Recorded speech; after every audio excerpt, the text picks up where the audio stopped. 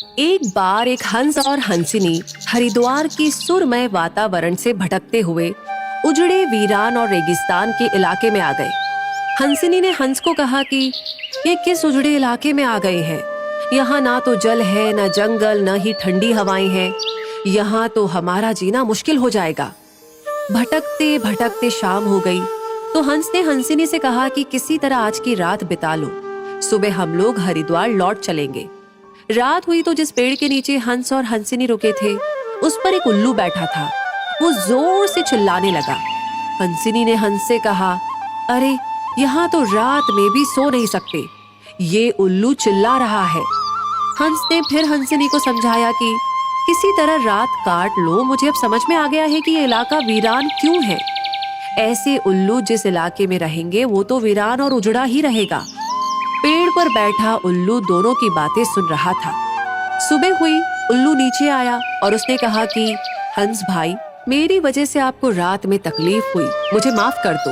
हंस ने कहा, कोई बात नहीं भैया, आपका धन्यवाद। ये कहकर जैसे ही हंस अपनी हंसिनी को लेकर के आगे बढ़ा, पीछे से उल्लू चिल्लाया, अरे हंस, मेरी पत्नी को लेकर कहाँ जा रहे हो?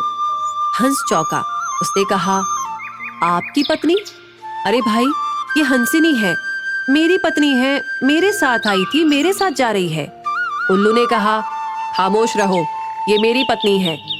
दोनों के बीच विवाद बढ़ गया। पूरे इलाके के लोग एकत्र हो गए। कई गांवों की जनता बैठी, पंचायत बुलाई गई, पंच लोग भी आ गए। बोले, भाई किस बात का विवाद है? लोगों ने बताया कि उल्लू कह रहा है कि हंसिनी उसकी पत्नी है और हंस कह रहा है कि हंसिनी उसकी पत्नी है। लंबी बैठक और पंचायत के बाद पंच लोग किनारे हो गए और कहा कि भाई बात तो यही सही है कि हंसिनी हंस की ही पत्नी है, लेकिन ये हंस और हंसिनी तो अभी थोड़ी देर में इस गांव से चले जाएंगे। हमारे बीच में तो उल्लू को ही रहना है, इसलिए फैसला उल्लू के ही हक में सुनाना चाहिए। फिर पंचों ने अपना फैसला सुनाया और कहा कि सारे तथ्यों और सबूतों की जांच करने के बाद ये पंचायत इस नतीजे पर पहुंची है कि हंसिनी उल्लू की ही पत्नी है और हंस को तत्काल गांव छोड़ने का हुक्म दिया जाता है। ये सुनते ही हंस हैरान हो गया और रोने, चीखने और चिल्लाने लगा कि पंचायत ने गलत फैसला सुनाया, उल्लू ने मेरी पत्नी ले ली। रोते चीखते जब वो आगे बढ़ने लगा तो उल्लू ने आवाज लगाई, ए मित्र हंस, जरा रुको। हंस ने रोते हुए कहा कि भैया अब क्या करोगे? पत्नी तो तुमने ले ही ली, अब जान भी लोगे क्या? उल्लू ने कहा, नहीं मित्र, ये हंसिनी आप ही की पत्नी है और हमेशा रहेगी। लेकिन कल रात जब मैं चिल्ला रहा था तो आपने अपनी पत्नी से कहा था कि ये इलाका उजड़ा और वीरान इसलिए है क्योंकि यहाँ उल्लू रहता है। मित्र, ये इलाका उजड़ा और वीरान इसलिए नहीं है कि यहाँ उल्लू रहता है। ये इलाका उजड़ा और वीरान इसलिए है क्योंकि यहाँ पर ऐसे पंच रहते हैं जो उल्लुओं के हक में फैसला सुनाते हैं।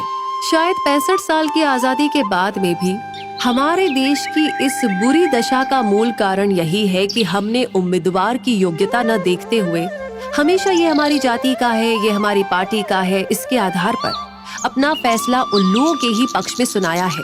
देश की बदहाली और बुरी हालत के लिए कहीं ना कहीं हम भी जिम्मेदार हैं।